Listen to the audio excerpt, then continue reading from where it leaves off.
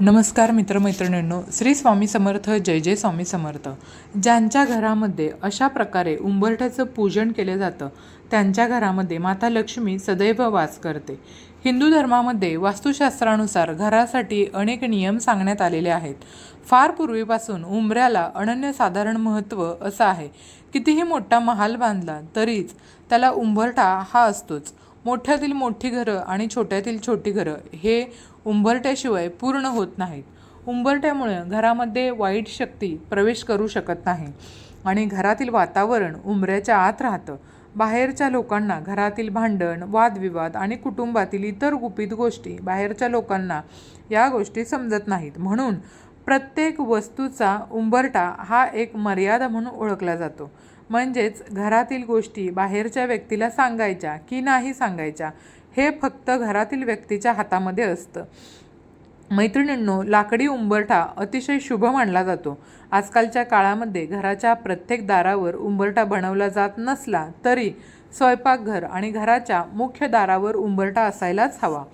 दाराचा उंबरठा लाकडाचा शुभ मानला जातो. पण जर तुम्हाला हवं असेल तर तुम्ही तुमच्या जीवनशैलीनुसार संगमरवरी उंबरठासुद्धा बनवू शकता.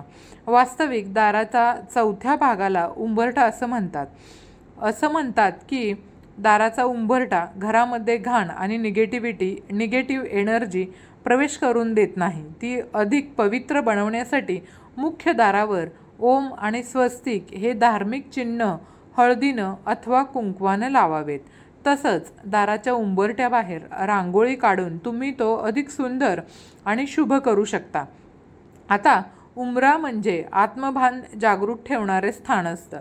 उंबरा म्हणजे काय असतं तर लाकडी दरवाजाच्या चौकटीत खालच्या बाजूस बसवलेले जाड, रुंद आणि सपाट लाकूड दाह शमन करणारं आणि दीर्घकाळ टिकून राहणारा वृक्ष म्हणजे औदुंबराचा वृक्ष. औदुंबराचा उंबरठा वृक्ष म्हणूनच पूर्वीच्या काळात घराचा उंबरा हा औदुंबराच्या खोडापासून बनवलेला असायचा बघा. या वृक्षाला नावावरूनच दाराच्या चौकटीत बसवायचे. या लाकडाचं नाव उंबरा असं पडलं असावं.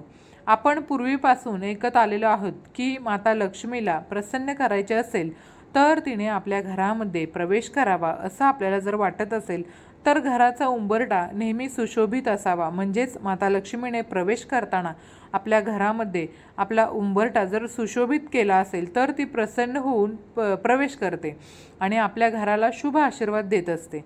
त्यामुळं घराचा उंबरठा शक्य तितका तुम्ही सुशोभित आणि स्वच्छ करावा. घराच्या बाहेरील अंगण व ओटा तो देखील स्वच्छ असावा. उंबराचा वृक्ष हा कृतिका नक्षत्राचा आराध्य वृक्ष आहे आणि त्याच्या औदुंबूर या नावानं त्याला शुभ असं धार्मिक अधिष्ठानही प्राप्त झालेलं आहे. साक्षात दत्तनिवास असलेल्या पवित्र वृक्ष म्हणूनच औदुंबराची ख्याती आहे. 21 गुणांनी परिपूर्ण औदुंबूर वृक्षाखाली सद्गुरू माऊली दत्तांनी साधना केली होती. औदुंबराला भूतलावरील कल्पवृक्ष असं सुद्धा म्हणतात, कारण प्रभू विष्णूंनी औदुंबराला आशीर्वाद दिला आहे की याला सदैव फळे येतील. तसंच या झाडाचं पूजन व जर आपण भक्तीने केलं तर सर्व मनोकामना पूर्ण होतील. या झाडाचं दर्शन केल्यानं उग्रता शांत होते. जी स्त्री रोज सकाळी लवकर उठून तांब्याच्या तांब्यामध्ये पाणी घेऊन उंबरा धुवून त्यावर हळदी कुंकू लावते किंवा दोन्ही बाजूंना स्वस्तिक बनवते तिच्या घरामध्ये लक्ष्मी सदैव वास करते. म्हणून दररोज सकाळी स्त्रियांनी म्हणजेच आपल्या गृहलक्ष्मीने दररोज उंबरठ्याची पूजा करायची आहे. मात्र उंबरठ्यावर लक्ष्मीची पावलं चिटकू नयेत. कारण का तर त्यावर आपलं पाऊल पडतं आणि माता लक्ष्मीचा अपमान होतो. उंबरठ्याची फक्त आपल्याला पूजा करायची आहे. उंबरठ्यावर सर्व देवतांचा वास असतो असं सुद्धा म्हटलं जातं. जर तुम्हाला लक्ष्मीची पावलं चिटकवायची असतील तर तुम्ही ती पावलं उंबरठ्याच्या एका बाजूला चिटकवावीत. दररोज सकाळी न चुकता उंबरठ्याची तुम्हाला पूजा करायची आहे. दर गुरुवारच्या दिवशी आपल्याला उंबरठ्यावर हळदीचं लेपन करायचं आहे. यामुळं देखील घरामध्ये वाईट शक्तीचा प्रवेश होत नाही, घरातील निगेटिव्हिटी दूर होते आणि घरामध्ये सकारात्मक शक्तीचा सदैव वास राहतो. मैत्रिणींनो, उजव्या बाजूला एका दिव्यामध्ये 2 लवंगा 2 वाती घालून एक दिवा प्रज्वलित करायचा आहे आपल्याला घराच्या बाहेर, कारण यामुळं आपल्या घरामध्ये निगेटिव्हिटी प्रवेश करत नाही. किमान 15 मिनिटे तरी हा दिवा तेवत राहावा. संध्याकाळच्या वेळी माता लक्ष्मी आपल्या घरामध्ये प्रवेश करण्याची वेळ असते ना, अशा वेळी तिला प्रसन्न करण्यासाठी असा दिवा आपल्या मुख्य प्रवेशद्वारावर आपण अवश्य लावावा.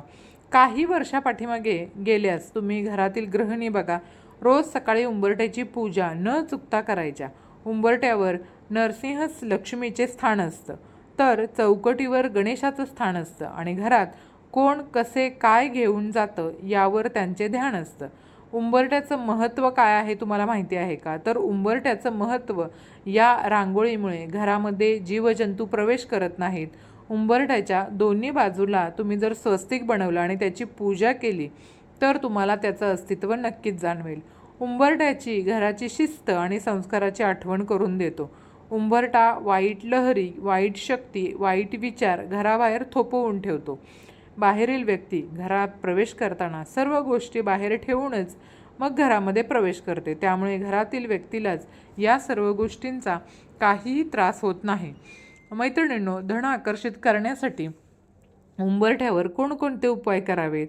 चांदीची तार मुख्य दरवाजा किंवा मुख्य दरवाजाच्या चौकटीवर बनवताना त्याखाली आपण चांदीची तार लावावी. असं करणं खरं तर खूप शुभ मानलं जातं. असं मानलं जातं की चांदीची तार घातल्यानं घरातील वातावरण शांत राहतं आणि उंबऱ्याच्या खाली चांदीची चपटी तार ठेवली तर वास्तूत सुख समृद्धी नांदते. अशा घरात अर्थातच आनंदाला उधाण येतं आणि अशा घरामध्ये माता लक्ष्मीचा सुद्धा वास होतो आणि त्या घराची भरभराट होते. माता लक्ष्मी अशा घरांमध्ये सदैव स्थिर राहते. आजूबाजूचा दरवाजा शोभत असेल. आजकाल एका दरवाजाची फॅशन आलेली आहे, परंतु वास्तूनुसार 2 दरवाजांचे दरवाजे नेहमी शुभ मानले जातात. विशेषतः घराचा मुख्य दरवाजा 2 दरवाजांचा बनवावा. खरं तर एका दरवाजासाठी दरवाजाच्या चौकटीची आवश्यकता नसते, परंतु 2 दरवाजासाठी चौकटीशिवाय अपूर्ण असतो. घरात कोणतंही मंगलकार्य होणार असेल तर त्याआधी मुख्य दरवाजाच्या दोन्ही बाजूला शुभ लाभ लिहिलं जातं बघा. शुभ आणि लाभ ही गणपतीची 2 मुलं आहेत, म्हणून मंगल कार्यासाठी शुभ लाभ लिहितात. ते कार्य निर्विघ्नपणे पार पडतं. तसंच घराच्या चौकटीच्या उजव्या आणि डाव्या बाजूला देखील शुभ लाभ लिहिलं जातं. शुभ लाभ लिहिताना शेंदूर किंवा कुंकू वापरल्यानं गणपती आणि महालक्ष्मी यांच्यासोबत सर्व देवता प्रसन्न होतात असं सुद्धा मानलं जातं. तर मैत्रिणींनो, उंबरठ्यावर बसून काहीही खाऊ नका. जेव्हा ही तुम्ही घराचा उंबरठा ओलांडता किंवा घराच्या उंबरठ्याच्या आत प्रवेश करता तेव्हा त्याला नमस्कार करण्याचा प्रयत्न करा. घराच्या उंबरठ्यावर बसून कधीही काही खाऊ नका आणि उंबरठ्यावर पाय ठोठावू नका, तो अशुभ मानला जातो. उंबरठ्यासमोर कधीही कचरा किंवा घाण ठेवू नका. यामुळं देवी लक्ष्मी घरात प्रवेश करत नाही. म्हणून आपण पूर्वीपासून ऐकत आलेलो आहोत की उंबरठ्यावर बसून खाऊ नये. यामुळे कर्ज वाढत जातं. म्हणून नेमकं काय, तर त्या घरामध्ये माता लक्ष्मी प्रवेश करत नाही, म्हणून आपलं कर्ज वाढत जातं. उंबरठा किती अर्थ होतो त्या उंबरठ्याला. उंबरठा म्हणजे दाराच्या चौकटीवर बसवलेली एक लाकडाची पट्टी. पण किती अर्थ होतो बघा या लाकडी पट्टीला. चौकटीबाहेर पाऊल टाकायला पूर्वी कोणीही दजत नव्हतं. 7च्या आत घरात हा पूर्वीच्या लोकांचा नियम होता. आता तर कोणी 12च्या आतही घरात येत नाही आणि त्यामुळे जग किती बदललेलं आहे, गुन्हेगारी किती वाढली आहे, या सर्व गोष्टी लक्षात येतात. पूर्वी बायका म्हणायच्या की आमच्या उंबरठ्याचा गुण आहे. आमच्या घरात उंबरठा ओलांडून लेक आली की तिला आमचे गुण लागलेच म्हणून समजा. हाच उंबरठा प्रतिष्ठेचा प्रतीक मानला जायचा. आणि ज्या घरामध्ये उंबरठा नाही ते काय घर म्हणावं का? ज्या घराला उंबरठा नाही तिथे कोणाचाच पायपूस रुग्णाला नसतो असं म्हणतात. अहो जाओ, घर तुम्हाला सणवार आला की उंबरठा सारवला जायचा, त्याच्या आजूबाजूला सुबक अशी रांगोळी काढली जायची, दारावर तोरणं बांधली जायची. तसंच आता फ्लॅट संस्कृतीमध्ये लाकडी उंबरठा कालबाह्य झालेला आहे. शक्यतो घराला लाकडी उंबरठा असावा. यामुळं घरामध्ये वाईट शक्तीचा प्रादुर्भाव घरामध्ये आपल्या होत नाही आणि दाराचा उंबरठा घराच्या सीमा निश्चित करतो असं मानलं जातं.